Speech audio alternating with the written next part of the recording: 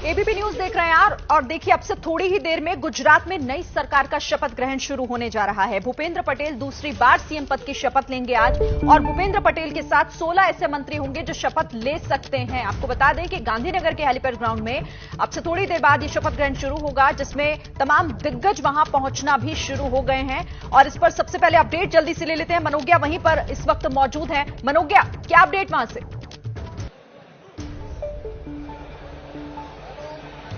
देखिए, स्टेज अब पूरा सज चुका है। मंच पर सारे पदाधिकारी, उनके साथ सारे मुख्यमंत्री और वो सारे सांसद जिन्हें आज इनवाइट किया गया है, वो सब मौजूद हैं। सारे संगठन के लोग भी शामिल हैं। और मैं आपको मंच की अगर तस्वीर दिखाऊं तो मंच यहां से क्योंकि थोड़ा सा दूर है, शपथ विधि समारोह एक ओर और दूसरी ओर जय जय गरवी गुजरात। गुजरात की पहचान ऐसे ही कही जाती है। और मंच पर साधु संत जिस तरह से आसीन है, इस मंच पर करीब 200 से ज्यादा साधु संत हैं।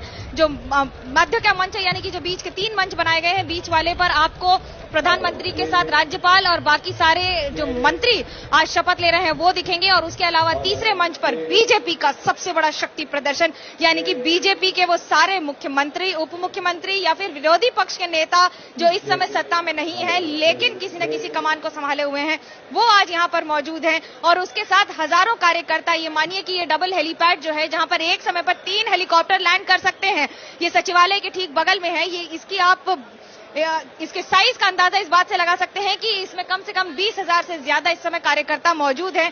महिलाएं बहुत सारी आई हैं। बड़ी वोटर होती हैं, बीजेपी को जिताने में सबसे बड़ी भूमिका। आज कितना खुशी? बहुत खुशी का दिन है आज हमारे लिए। चप्पर फाड़ खुशी का दिन है, हम कह सकते हैं। 156 सीट के साथ हमारी बीजेपी सरकार बनाने जा रही है, तो इससे अच्छी खुशी की बात कौन हो सकती है? किसको दें, मोदी जी को कि भूपेंद्र? मोदी जी को। ये और अभी इस समय जैसे ही हम लोग बोल रहे हैं वैसे ही गुंजायमान हो रहा है इस समय पूरा स्टेडियम।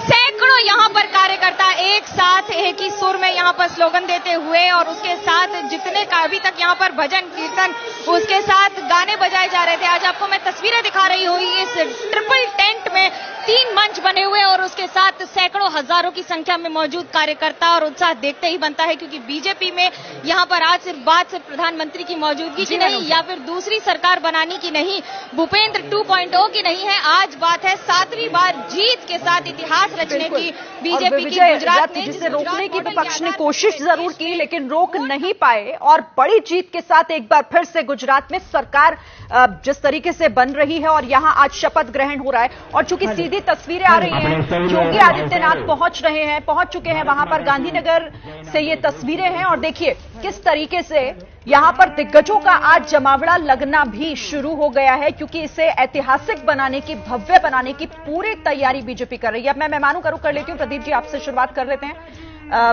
भूपेंद्र 2.0 की शपथ थोड़ी देर में होने जा रही है। वैसे तो ऐतिहासिक आज का दिन, बीजेपी लगातार कह रही है कि बहुत बड़ी जीत और बड़ा दिन आज का। आप इसे कैसे देख रहे हैं? नहीं, देखिए, ये बात इतना ही नहीं है कि 156 सीटें मिली हैं 182 में से। वो अपने आप में रिकॉर्ड है, वो दर्ज है, सबको पता है।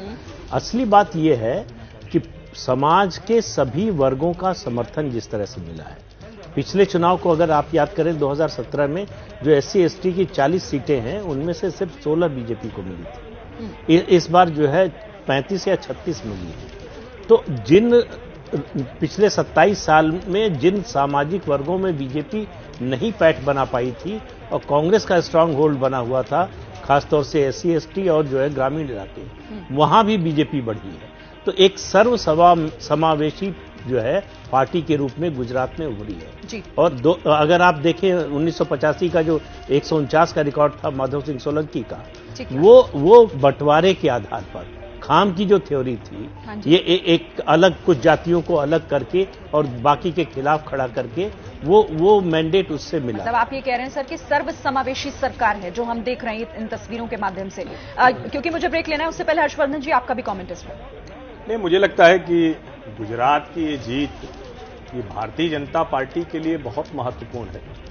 लेकिन इसमें एक जो सबसे बड़ी बात है, जिसको बार बार लोग कहते हैं कि ब्रांड मोदी क्या है, तो उसको थोड़ा एक दूसरी तरह से भी देखना चाहिए कि आजाद भारत की राजनीति में कोई ऐसा नेता नहीं हुआ जिसने अपने किसी नेता को अपने से बड़ा करने की बात की। ये रैलियों में नरेंद्र मोदी कहते थे कि नरेंद्र से बड़ा रिकॉर्ड भूपेंद्र बनाएंगे, और तब सबको ये लगता था, बल्कि कई लोग तो ये भी कहते थे कि ऐसा संभव नहीं है, ये कह रहे हैं मोदी जी, लेकिन अंदर से किसकी इच्छा होती।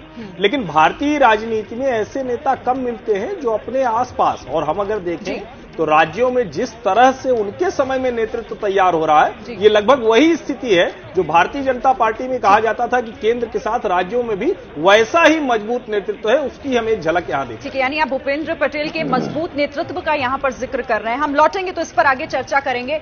सभी हमारे साथ बने हुए और इन तस्वीरों के साथ फौरन लौटते हैं। आप बने रहिए एबीपी